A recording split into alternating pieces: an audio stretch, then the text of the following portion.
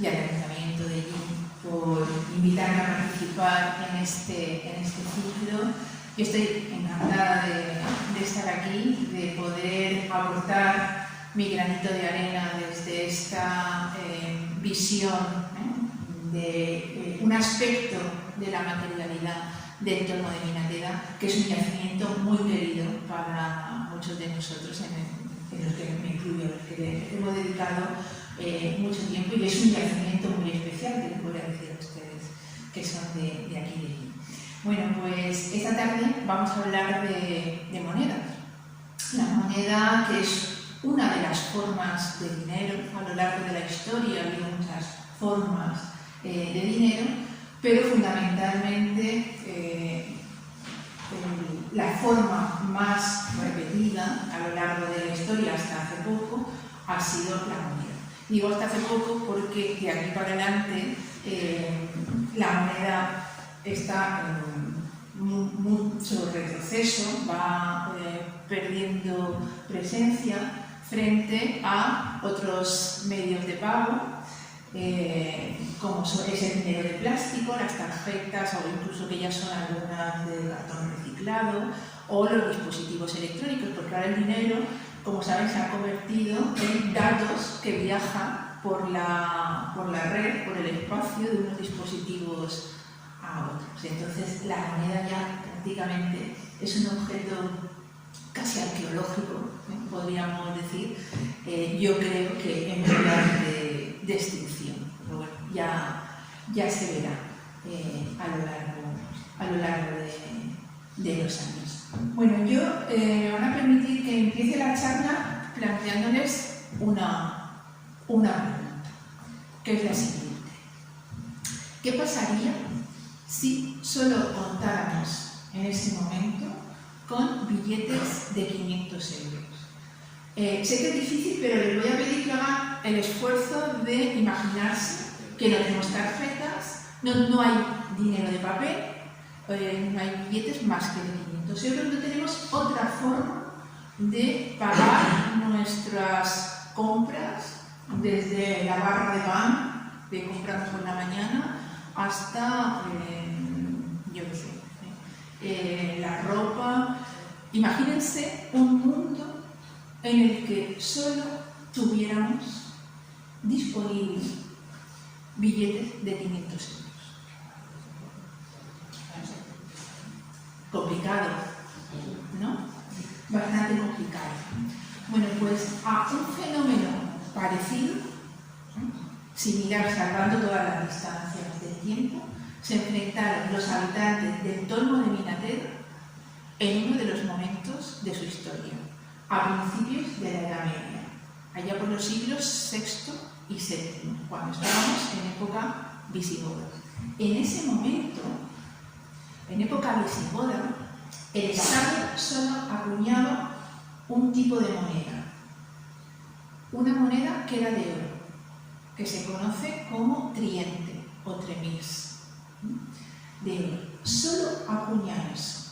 Es decir, solamente proporciona a los habitantes de Hispania en ese momento, a los habitantes de época visigoda, solo les proporciona una moneda de oro que tiene un altísimo valor liberatorio, un altísimo valor de mercado y por lo tanto no sirve para la mayor parte de las transacciones cotidianas. Durante mucho tiempo ha habido un debate histórico y fundamentalmente numismático sobre para qué servía esta moneda y si en realidad el mundo visigodo tenía una economía monetaria o no. Bueno, pues el Tormo de Vinateda fue uno de los primeros yacimientos que permitió dar respuesta a esta pregunta. Por eso es un yacimiento muy conocido en el ámbito numismático fuera de estas fronteras. Y vamos a intentar esta tarde explicar por qué. Tengo que empezar diciendo que pudimos dar respuesta a este interrogante histórico, a esta pregunta, gracias a un gran equipo de gente, grande en cantidad calidad y grande en calidad, que durante muchos años, como ha dicho Pablo, casi 4 décadas, ya nos acercamos a las 4 décadas, ha trabajado en el yacimiento de manera muy pulcra, con una metodología novedosa respecto a otras formas de trabajar. Y esta metodología, este método empleado en el Olmo, ponía como eje de análisis, eje vertebrador, el lugar donde aparecían las cosas. En el caso de la moneda, esta forma de trabajar es especialmente novedosa y especialmente notoria porque la moneda se ha estudiado tradicionalmente como un objeto separado del resto de los materiales, como si hubiera caído del cielo, como si no tuviera relación con otras cosas. Normalmente aparecía una moneda en un yacimiento, se la daban a un especialista, un numismático, que la estudiaba, sobre todo lo que interesaba era de cuándo es, porque eso servía para datar. Si la moneda es del siglo I después de Cristo, pues es que estamos en un yacimiento del siglo I después de Cristo. Eso por una parte. Y por otra, la causa de que la moneda se haya estudiado de manera tan separada del resto de los materiales tiene que ver con que la moneda cuenta muchas cosas, informa de muchas cosas por sí misma, independientemente de dónde haya aparecido. ¿De qué informa la moneda? Pues de temas económicos. Proporciona información histórica de carácter económico, claramente la política financiera de los estados, procesos de evaluación, de recaudación, evidencia momentos históricos muy difíciles a nivel económico, como por ejemplo demuestra estos objetos que tienen aquí en imagen.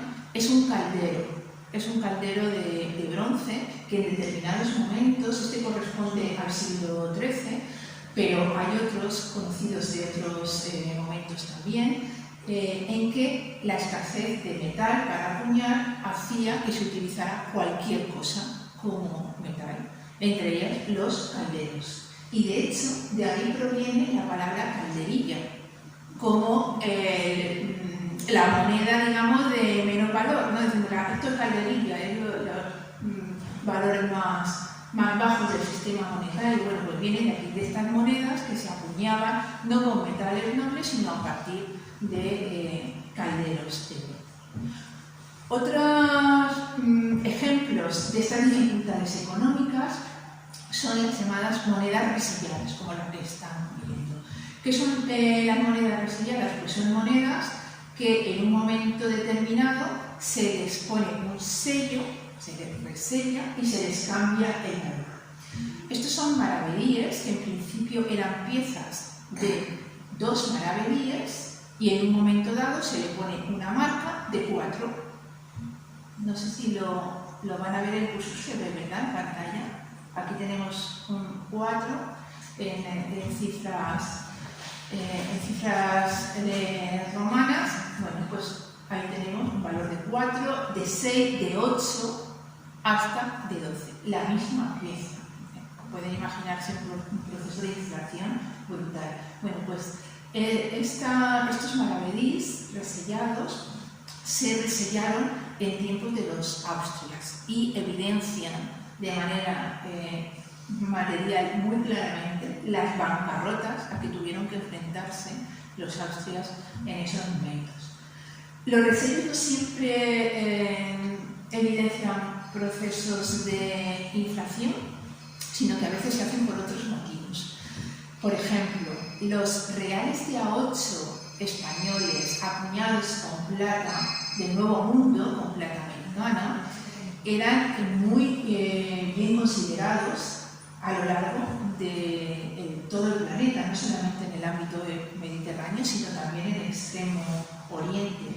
Y algunos estados, como en China en este caso, lo que hacían era adoptar esa moneda como suya, como no volviéndola a fundir y acuñando una moneda propia, porque si la volvía a fundir no se veía que esto era plata española americana, que era lo que realmente le daba la solidez, la credibilidad, esa confianza. Habrán escuchado ustedes mucho la palabra confianza a nivel de economía.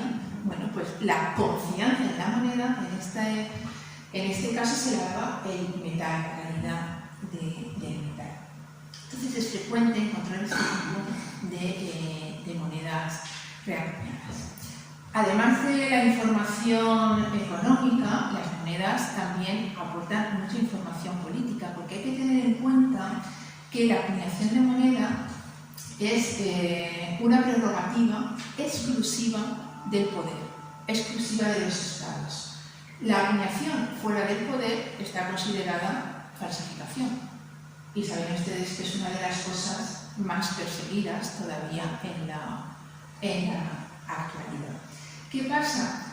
Pues que cuando hay algún pretendiente al trono, alguna persona, sobre todo en la Edad Media, que aspira a gobernar, muchas veces lo que hace es acuñar moneda para adoptar ese símbolo de autoridad. Es decir, yo me considero autoridad y acuño moneda, aunque no corresponde. Entonces, bueno, el ejemplo que tienen en pantalla es una pieza, es un real de plata de Alfonso V de Portugal. Este rey fue el esposo de Juana la Beltraneja, que les sonará a ustedes más, la hija de Enrique IV, que disputó el trono con Isabel la Católica.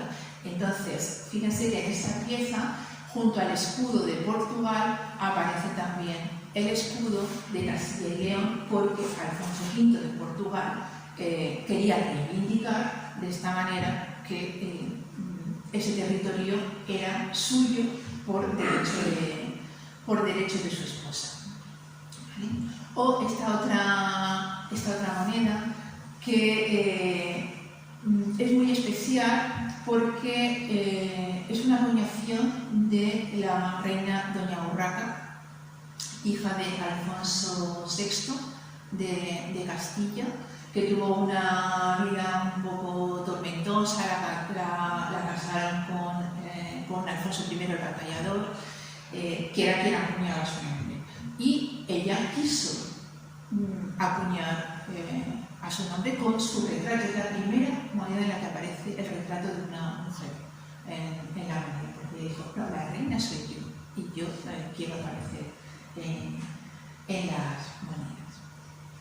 Y bueno, hay que tener en cuenta también que la moneda, como circula de mano en mano, es una herramienta, un objeto muy potente para transmitir imágenes. Piensen ustedes que ahora vivimos en un mundo de imágenes y estamos acostumbrados casi a ver lo que está pasando en otras partes del mundo casi a tiempo real, casi no, a tiempo real, lo estamos viendo a tiempo real. Pero tenemos que situarnos atrás en el tiempo, y las imágenes era un elemento que no existía prácticamente, y menos era susceptible de que la gente de a pie viera, por ejemplo, qué cara tenía la persona que le estaba gobernando, qué posibilidades tenía un romano de saber qué cara tenía Nerón, o en el siglo XIX alguien en nuestro país saber qué cara tenía Alfonso XII, sin ir más lejos. Pues la moneda cumplía esa función. Y además, bueno, en el caso de las monedas romanas, que los retratos son fantásticos, podemos reconocer por los retratos a los personajes, la moneda ha servido para datar la estatuaria, las esculturas, sobre todo a partir de los retratos de las emperatrices romanas, por los cambios en los peinados. Las modas de los peinados en Roma, en las mujeres, cambiaron, de unas dinastías a otras se peinaban de manera diferente, y eso ha permitido que podamos saber las estatuas de qué época son.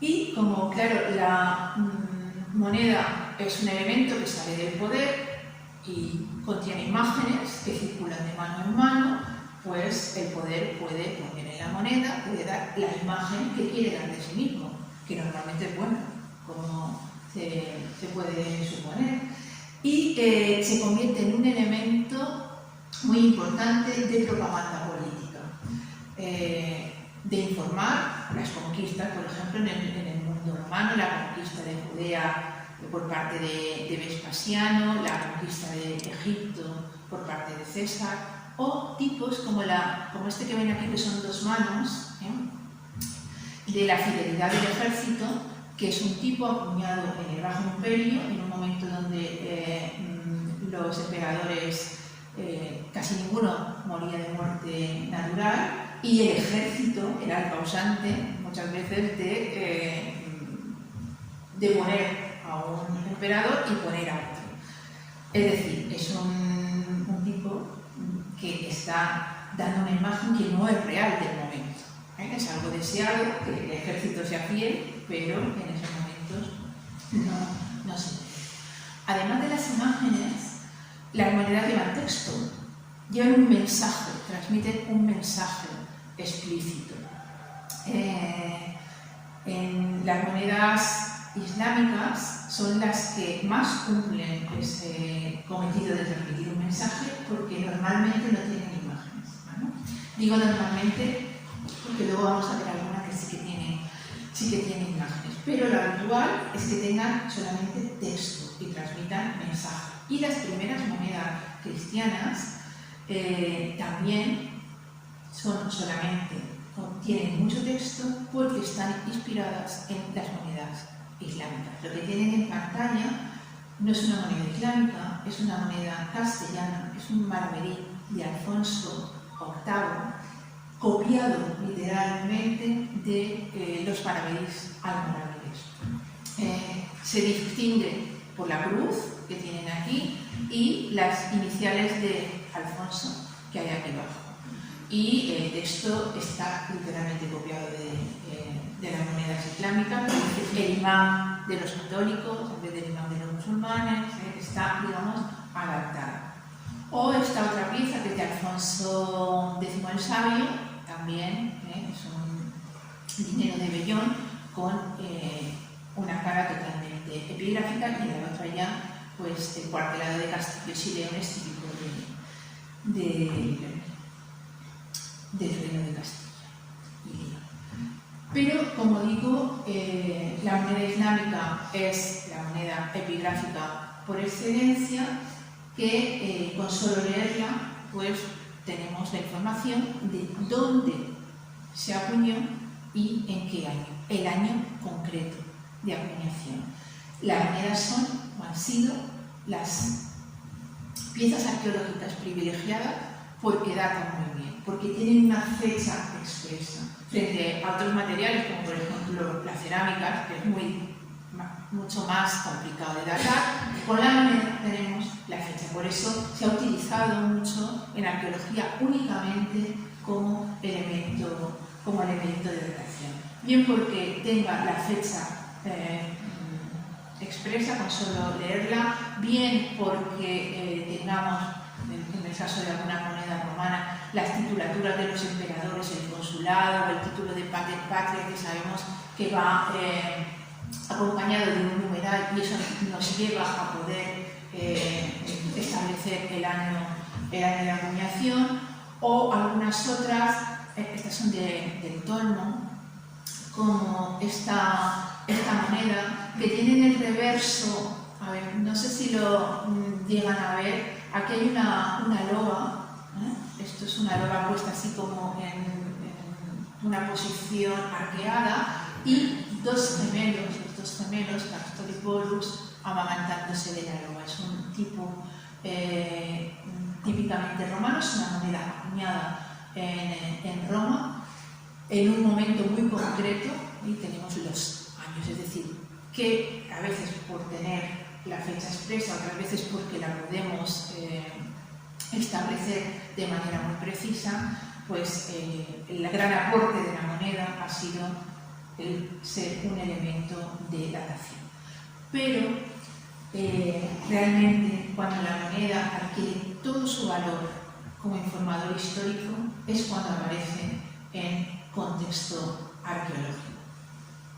Tengo que decir que la moneda de yacimientos, como es el caso del tomo de Minatera, que tratamos aquí esta tarde, lo que nos da son una foto, diría yo, parcial, ¿vale? No tenemos todo el registro. Normalmente lo que vamos a encontrar son los valores más bajos del sistema. ¿Verdad? Y esto se mueve, no sé si la grabación va a perjudicar. Digo que encontramos los valores más bajos del sistema. Las monedas de más alto valor suelen encontrarse menos. ¿Por qué? Pues lo van a entender ustedes enseguida. Normalmente las monedas de valor alto las guardamos mejor, ¿vale? Si llevamos un billete de valor alto, de 50 o de 100 euros, los de 100 no se ven, pero de 50, uno lo guarda bien en la cartera y lo guarda bien.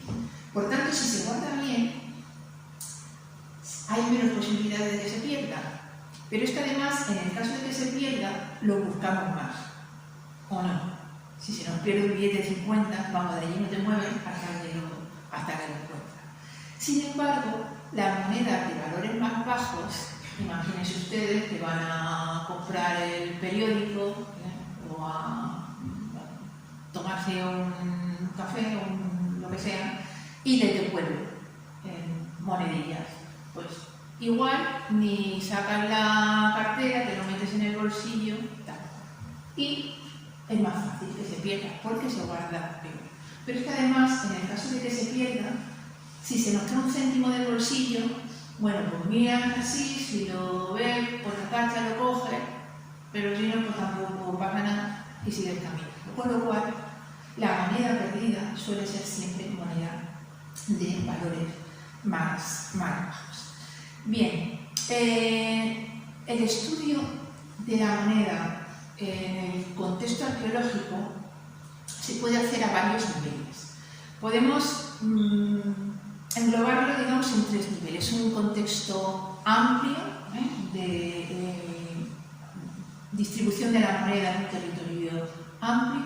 Podemos acercar el foco y estudiar la moneda en un yacimiento concreto, o, todavía mejor, podemos estudiar la moneda en la secuencia estratigráfica, es decir, en qué fase del yacimiento, sobre todo cuando estamos hablando de yacimiento con varias fases, como es el caso del Tolmo, aparece esa moneda.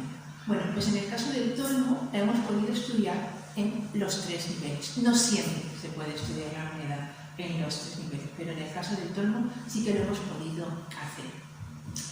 Este mapa que ven aquí con puntos rojos, los puntos rojos se refieren a sitios de hallazgo de este tipo de moneda, esta del Tolmo también. Es una moneda que cuando apareció en el Tolmo se conocían muy poquitas. Todavía en la actualidad se conocen poco más de 30 ejemplares. Y como ven, tiene, bueno, una cruz, créanme, esto sigue, si tuviéramos la moneda completa, porque esta está cortada como muchas del Tolmo, veríamos el vástago superior de la cruz en una cara y en la otra cara un triángulo que además parece que han aprovechado y han cortado por la base del triángulo. Es decir, es una moneda de la que no tenemos ninguna referencia a autoridad, quién la acuñó, ni cuándo. Bien, pues resulta que cuando nos enfrentamos al estudio de esta pieza, empezaban a aparecer en Cartagena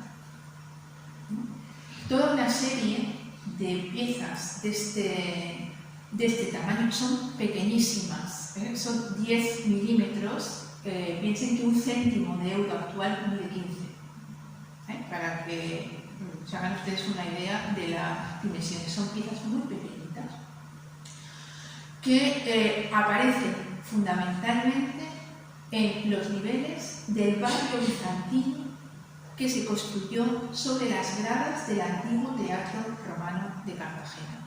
Estas monedas aparecían en los niveles fundacionales y de uso de ese barrio bizantino, con lo cual se pudo determinar que debía ser una acuñación bizantina local de Cartagena para hacer frente o para abastecer a la población de moneda menor para los cambios cotidianos, para las compras cotidianas, y bueno, que apareciera en el Tolmo no nos extrañó porque Cartagena y el Tolmo están unidas por la vía que iba hacia Complutum y por tanto está en el camino. Pues aquí el contexto arqueológico de estas piezas permitió determinar la autoridad y la fecha de la acuñación. Estamos hablando de finales del siglo VI, primera mitad del siglo VII. También la espacialización de las monedas en un territorio amplio nos permite ver y conocer cuáles son los lugares de donde han llegado monedas al yacimiento. Esto que tienen aquí son los diferentes lugares de procedencia de las monedas que hemos encontrado en el Tolmo de Vinatera. Hay muchas procedentes de la península ibérica, pero también de la zona meridional de Europa, la zona meridional occidental, pero también de lugares más alejados, como la actual Turquía, o lugares del Próximo Oriente. Es decir, al Tolmo llegaron monedas de diferentes sitios. Parece que estamos en un lugar, pues en el interior de la península, pues no, era un enclave que llevó monedas de lejos. Si vamos digamos, al segundo nivel, ya nos centramos en el yacimiento, esto nos permite conocer dónde aparece la moneda. En este caso vemos un plano de una fase, la fase 5, subfase 3, bueno, yo voy a pasar a ustedes en esto, pero aquí la moneda aparece fundamentalmente dentro de las casas. Es el barrio de viviendas islámicas, pues aparece moneda dentro de las casas. También aparecen en otras fases perdidas en las calles, es decir, podemos saber esa moneda dónde ha aparecido.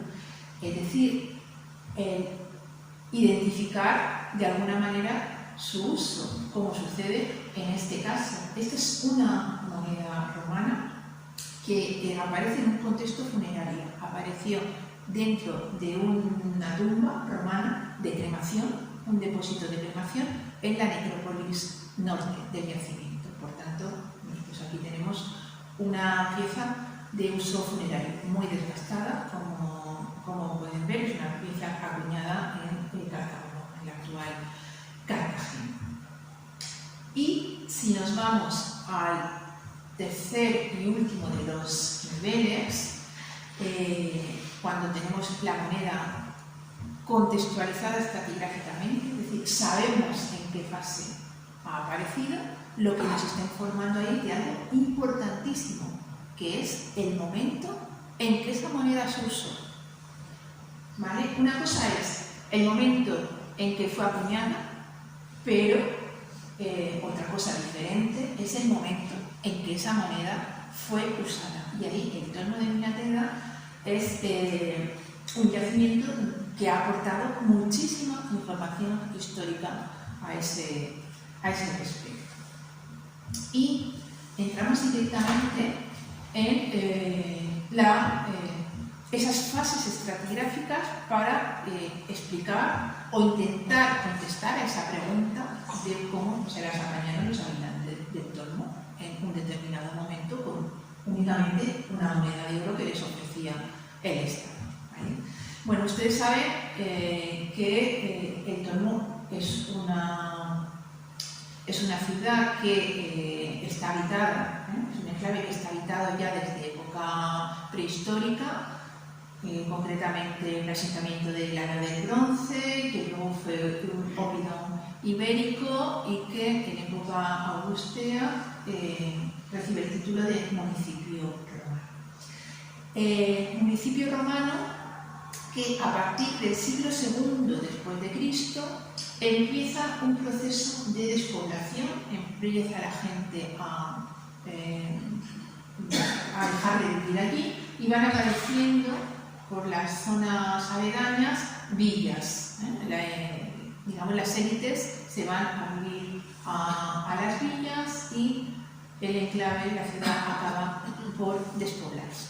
Hasta que llegamos a finales del siglo VI, principios del siglo VII, donde en el marco de un enfrentamiento entre los bizantinos y los visigodos, el Torno se convierte en un lugar estratégico y los visigodos crean allí una nueva ciudad con un complejo religioso muy importante, el complejo episcopal de Ely, que con el tiempo acabará transformado en un barrio de viviendas islámicas que se abandonará a principios del siglo X, antes de la proclamación del califato de Córdoba. Bien, pues en esta última fase, en las fases medievales, es donde nos vamos a centrar. ¿Vale? La primera de ellas, como digo, es la ciudad episcopal, la ciudad visigoda, donde encontramos este complejo religioso, la iglesia y el palacio episcopal, y donde aparecen las típicas monedas de este momento, los tridentes visigodos, como lo que hemos visto al principio, que concretamente es acuñado en Sevilla, que se encontró en el pórtico de acceso al complejo, o este otro acuñado en Zaragoza, en la zona de las tumbas infantiles que hay junto al baptisterio, o incluso 4 que aparecieron en este espacio abierto entre el palacio y la basílica, que son 4 clientes de Witiza, uno de los últimos reyes visigodos, que vienen de diferentes zonas también. Bueno, como ven aquí, los retratos ya, los antiguos retratos romanos han degenerado mucho, son retratos muy esquemáticos, pero son todos del mismo rey, de Witiza. La aparición de estas piezas no nos debe asombrar, porque en estos momentos los obispos no solamente tienen funciones religiosas, sino que tienen también funciones administrativas y sobre todo funciones fiscales. Son los que recaudan los impuestos. Entonces, la aparición de estas monedas en el ámbito del complejo episcopal, pues encaja perfectamente. Esos edificios episcopales empiezan a desmontarse, empiezan a transformarse, cambian de uso, y en esos niveles de cambio de uso aparece moneda islámica, ya, moneda de cobre, que se conocen como feluses, y moneda de plata, ¿no?, que conocemos como dirhams. Bueno, pues ¿qué nos está diciendo? Que estamos ya en época islámica, que esas transformaciones se produjeron cuando ya los musulmanes habían conquistado la península. Y en las fases plenas de uso del barrio, pues aparece moneda islámica, como debe ser, diríamos, ¿no? Hasta aquí todo encaja, nada raro. Lo raro comienza cuando no estudiamos únicamente las monedas típicas de cada momento, sino que estudiamos todo el conjunto de monedas que aparecen en el yacimiento y sobre todo dónde aparecen. Bueno, el total de moneda recuperada son casi 300 piezas, y de esas 300 la mayoría, más de 3/4 partes, son monedas antiguas y fundamentalmente romanas. Pero es que si esa moneda romana la vemos por centurias, por siglos, en qué siglo fueron acuñadas, verán ustedes que la mayor parte es moneda del siglo III y sobre todo del siglo IV después de Cristo. Es decir, es moneda bajo imperial, de época del Bajo Imperio Romano. Siglo III y siglo IV, que es cuando el enclave, el yacimiento, la ciudad está abandonada. ¿Vale? Y aquí empezamos a tener problemas. La ciudad está abandonada, pero la mayor parte, y digo la mayor parte, más de 3/4 partes, es moneda romana. Si nosotros hubiéramos estudiado la moneda del tolmo separada del resto de los materiales que dan las monedas, vale estudiarlas, pues seguramente hubiéramos publicado un artículo diciendo que el tolmo era un enclave súper importante y súper dinámico económicamente en los siglos III y IV. Y nos hubiéramos estado equivocando totalmente. Porque verán, estas monedas aparecen en los niveles alto medievales, los niveles medievales del yacimiento. En los niveles visigodos de la ciudad visigoda, el 83% de la moneda que aparece es moneda romana. Estamos diciendo que en el siglo VI, el siglo VII, está circulando moneda acuñada en el siglo III y el siglo IV. Han pasado 300 años, más o menos, desde que esa moneda se acuñó hasta que seguía circulando. Y digo más, seguía circulando, pero no es el tolmo no es un lugar que digamos, bueno, es que ha tenido una vida continuada desde época romana hasta los visigodos y era moneda que circulaba por la ciudad y se quedó circulando por ahí. No, es que hay un impasse. Es que la ciudad estuvo abandonada unos siglos y cuando llega el estado visigodo y planifica allí esas construcciones potentes, es como una nueva fundación, podríamos decir. Es decir, que esa moneda está llegando con los visigodos, esa moneda romana.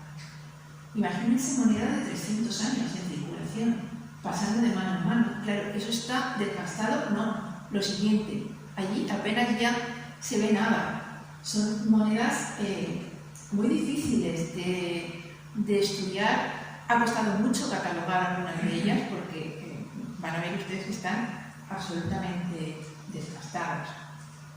Bueno, sí, en esa fase visigoda plena, el 83% de moneda romana, en el siglo VIII, ya con los musulmanes aquí, el porcentaje ha bajado, pero estamos en un 72% de moneda romana. Y si nos vamos a siglos, de nuevo, el siglo IV es la estrella. Destaca por encima de todos los demás siglos. Y aquí ya hay moneda del siglo VIII, pero es que en el barrio islámico, y el mundo islámico es un mundo ya muy monetizado, pero sobre todo es muy monetizado a partir del califato, a partir del siglo X. Claro, el tolmo no llega ahí. Entonces es un retrato precioso de lo que está pasando y de las transformaciones de estos primeros siglos de la Edad Media. Más del 70% de la moneda que circula en el siglo IX es moneda antigua. Estamos hablando de moneda del siglo IV circulando en el siglo IX. 500 años. Claro, la primera vez que el equipo del tolmo dijimos esto en un congreso especializado, pues se pueden imaginar ustedes. Dirían, bueno, es que estos están, se han tomado algo y han venido aquí a contarnos esto. Esto ya hace algún tiempo. Y claro, era muy novedoso. Con el tiempo se ha ido confirmando que pasa también en otros lugares, y por eso el tolmo es muy conocido a nivel arqueológico y especialmente numismático en todo el panorama nacional y parte del internacional por estos estudios. Bien, esto pasa en el tolmo, pero vámonos a Roma. Roma, la capital del imperio. Si Roma no está bien abastecida de moneda, pues ya apaga y vámonos. Pues ¿qué pasa en Roma? Pues que a niveles de finales del siglo VII, el 40% es moneda bajo imperial romana. Pero es que en el siglo VIII, en Roma, insisto, la cuarta parte de la moneda es moneda bajo imperial romana. Y aquí ya podemos ir respondiendo en estos congresos que les comentaba, y ya íbamos respondiendo a qué pasaba cuando solamente el Estado acuñaba una moneda de alto valor. Pues pasaba que se estaba utilizando la moneda antigua. Y eso es lo que pasó en el torno de Minatera, ante una etapa de desabastecimiento monetario en el que el Estado no abastece de moneda o solo abastece de una que no nos sirve para la vida cotidiana. Lo que pasa es que las monedas antiguas siguen en circulación, y eso pasó en el torno de Minatera, fue uno de los primeros yacimientos que permitió determinar esta cuestión. Les enseño algunas de las piezas que ven ustedes que están muy desgastadas. Estas son piezas aparecidas en la fase de construcción de estos edificios visigodos. Esta forma parte del uso del baluarte. Fíjense ustedes cómo están, las pobres mías, están machacadas por lo siguiente. Y para que vean cómo junto a los tridentes de oro, en los mismos niveles están apareciendo monedas del siglo IV y también alguna incluso más antigua, del siglo I después de Cristo. Aquí tenemos la respuesta a esa pregunta que yo les hacía al principio de la charla. En la primera mitad del siglo IX incluso tenemos algunas piezas anteriores a los romanos, piezas ibéricas como este haz de Cástulo. Hay tres en el torno, haz de Cástulo, que está también muy conectada con el torno. O en el caso ya del siglo IX pleno, donde tenemos moneda islámica, trocitos de moneda islámica, porque están, como ven, muchas veces partidas, recortadas, junto a moneda romana. Y lo que les decía, son monedas que están recortadas, desgastadas, partidas, algunas para adaptarse a, digamos, al sistema monetario de la época. Cortadas como esta pieza, que es una pieza de plata, de las pocas piezas de plata que aparecen en el yacimiento, que es un dinero carolingio, concretamente de Carlomagno, acuñado entre los años finales del siglo VIII y principio del siglo IX. Esta pieza apareció en la calle, en la llamada calle norte, es decir, es una pieza en un contexto islámico, ya que se le debió caer a alguien del bolsillo, debió llevar un buen disgusto porque era una moneda de plata y debió estar circulando como medio dirham. Pero esta pieza es muy especial porque resulta que es una de las pocas monedas carolingias que aparecen en la península, pero además, si son escasas, todavía son más escasas las acuñadas en territorio hispano, las acuñadas por el Imperio Carolingio en territorio hispano.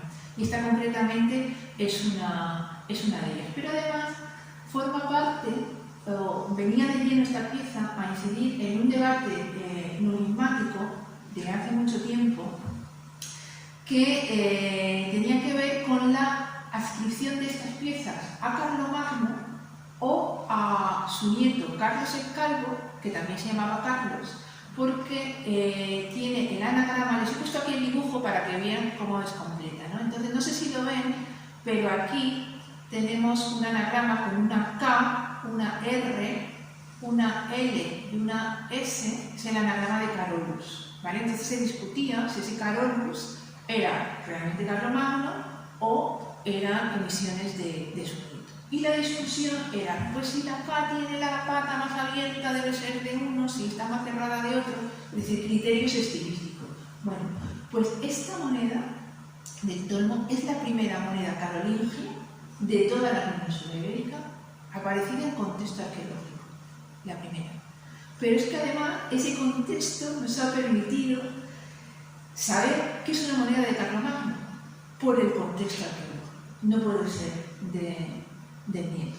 Entonces, para que vean cómo el contexto arqueológico, la contextualización es muy importante. Por eso no me cansaré de decir que cuando se producen expolios con detectores de metales y sacan la pieza, hacen el agujero y sacan la pieza, esa pieza pierde todo su valor como informador histórico. Porque podemos saber si tiene la cama más abierta o más cerrada, y eso no nos lleva a ningún sitio, porque ya les digo yo que hay piezas de unos y de otros con estas características. Entonces, el saber dónde aparece la pieza, el haber sido encontrada, exhumada con toda la delicadeza y sacada de su sitio junto a los materiales con los que se relaciona, nos permite saber, conocer el momento de uso, y eso es muy importante para nosotros. Más piezas singulares del Tolmo. Bueno, les he dicho antes que la moneda islámica no tiene normalmente imágenes, pero a veces sí. Este es un feluz, este de aquí es el del Tolmo, que es un feluz muy antiguo, de los primeros. Se asocia a la zona del estrecho, porque tienen este pez aquí, y se asocia, como digo, a la zona del estrecho en el momento de la conquista islámica. Es un feluz muy antiguo, hay muy poquitos ejemplares. En el Tolmo hay uno de ellos. No sé si ven el pez, aquí está la cola, aquí está el ojo. Les he puesto este, que no es del Tolmo, un poco para que vean un poco cómo sería en realidad. Otra pieza singular es este dirham, es uno de los pocos que está completo, la mayor parte están cortados, que viene de la ciudad de La Paz, Medinat Salam, que es Bagdad. Es un dirham abasí, acuñado por el califa de las 1001 noches. Tenemos una pieza del califa de las 1001 noches que aparece en el Tolmo de Minatel. Es una de las cositas que tenemos también, estas de las que vienen de él. Más cosas que nos informan las monedas del Tolmo. Bueno, pues les he dicho que los dirhams aparecen normalmente fragmentados, partidos, a veces, en muchas ocasiones, con una forma que la identificamos perfectamente como un cuarto de moneda. Esto es un cuarto de dirham, ¿vale? No tenemos moneda menor, necesitamos un cuarto, ¿qué hacemos? La partimos y ahí tenemos un cuarto. Esto que vale 2,5 €, cojo un billete, lo parto por la mitad. Parece una cosa así como muy bruta, ¿no? Pero es una práctica que se hacía. Siempre se ha dicho, no, lo que se parten son monedas antiguas, monedas ya en desuso, pues todo nos demuestra que son monedas en uso y se están partiendo. Y además, esta pieza, si se fijan ustedes, se partió primero, fue medio dirham, tiene un corte que deja un borde liso y luego otro corte hecho en un momento posterior, no sabemos si muy posterior, pero al menos cogieron otra herramienta para hacerlo que deja un borde un poquito más sinuoso. ¿Vale? Bueno, pues resulta que todos los dirhams que están partidos, están partidos teniendo en cuenta o respetando de alguna manera una de las caras de la moneda, que es donde aparece la profesión de fe islámica. La profesión de fe islámica tiene una grafía muy peculiar, con unos trazos altos que es fácilmente reconocible. Y todos los dirhams partidos están partidos en relación, cuando fueron medios dirhams, están partidos en relación a la profesión de fe islámica. ¿Es casualidad? Puede ser. Pero, como hay varios, pues también podemos pensar que de alguna manera reconocían, no me atrevo a decir que leían, o sí, no sé, pero de alguna manera quizá reconocían esa profesión de fe. Y claro, esto es un indicio, pero tenemos otros en el entorno, como esto es una tapadera de cerámica con una grafía en árabe hecha cuando la pieza estaba tierna, antes de meterla al horno, lo que significa que el alfarero del torno sabía escribir en árabe. Entonces, son como indicadores, uno solo quizá no puede servir, pero cuando tenemos varios, podemos hablar de indicadores de alfabetización, de islamización temprana, ¿no? O, bueno, esta otra pieza que también ha sido muy interesante porque aparece en el interior de una casa con un conjunto cerámico muy típico de mediados de la segunda mitad del siglo IX. Esta pieza también de cuarto está datada a mediados del siglo IX y que, bueno, es una pieza interesante también porque hay una noticia en los textos escritos que habla de una orden del emir Abderramán II, que funda Murcia y dice que se destruya, y está fechada el 27 de febrero del año 826, pero, vuelvo atrás, tenemos en una casa un dirham acuñado en Córdoba a mediados del siglo IX, lo cual esto nos lleva ya, porque mientras llega el Tormos, el partido y demás, estamos en la segunda mitad del noveno, como nos confirma y nos reafirma el conjunto, el ajuar cerámico de la casa, y por lo tanto esa orden de 826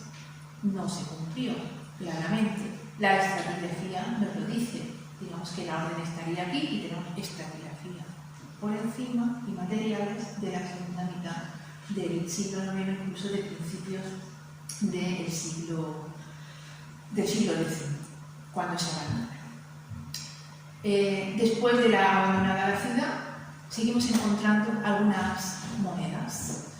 Por ejemplo, esta del siglo XIII es un dinero de Alfonso VIII, un dinero de Bellón, o esta otra, que es una pieza de 16 maravedíes de Felipe IV, fechada en 1663. Aquí tenemos la fecha expresa en la moneda, que la ciudad está abandonada. ¿Pero dónde aparecen estas piezas? En el camino, junto a estas casas cueva que hay junto al camino, que quizá nos estén indicando que el camino sería transitado, como por otra parte sabemos, y quizá estas casas cuevas, antes de ser casas, pudieron ser cuevas.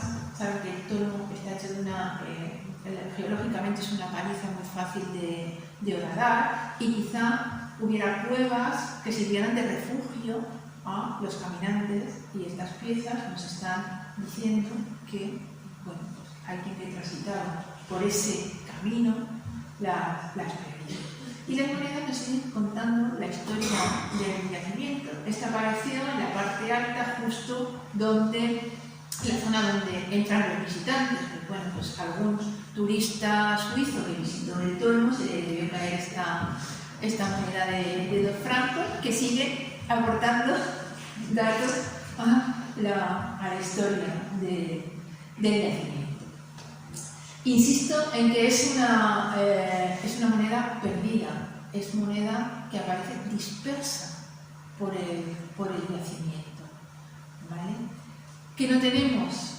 No tenemos ocultaciones, no tenemos atesoramientos, no es moneda atesorada, escondida, ocultada, No tenemos nada de eso, ni siquiera este tipo de hallazgos que son como monederos, digamos, ¿no? Esta forma, cuando aparecen las monedas pegadas por los óxidos, de esta forma suelen ser como envueltas en una tela, como un tipo de caramelo, para que me entiendan, ¿no? Una tela envuelta, sujeta por los dos lados, que era una forma de llevar la moneda. No tenemos nada de eso, vuelvo atrás. Las monedas aparecen dispersas por el yacimiento, por tanto, es claramente moneda perdida y es la foto de la moneda que circulaba, que usaba la gente del Torno en determinados momentos. Moneda mayoritariamente de valores bajos, como antes hemos dicho.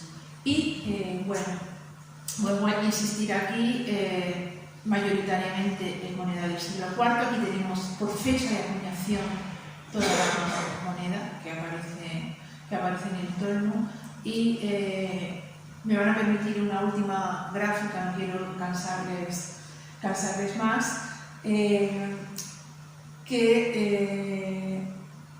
refleja o quiere reflejar la diferencia entre el estudio de la moneda por fecha de acuñación, que es como tradicionalmente se estudia la moneda, sería esta línea roja. Tenemos aquí siglo III y IV, este pico de moneda en el Torno de Oñatela. Sin embargo, si la estudiamos no por fecha de acuñación, sino por momento de uso, y solo podemos estudiarla por momento de uso si conocemos las fases estratigráficas, la posición estratigráfica de esa moneda y los materiales con los que se relaciona, el pico está en el siglo IX. Por tanto, es una llamada de atención a cómo estudiamos la moneda, y el Torno de Oñatela ha sido pionero en esa forma de estudiar la moneda. Gracias a un equipo amplísimo de gente, estos estudios serían imposibles sin este equipo que ha trabajado durante mucho tiempo, dirigido por varios directores a lo largo del tiempo: Lorenzo Agar, Luis Sanz, Sonia Gutiérrez, Blanca Gam, Pablo Campas y Victoria Amorós, y la financiación de muchas entidades y el apoyo como el Museo de Llín, el MUS, el Parque Arqueológico, en fin, no les quiero cansar, simplemente muchas gracias por su atención.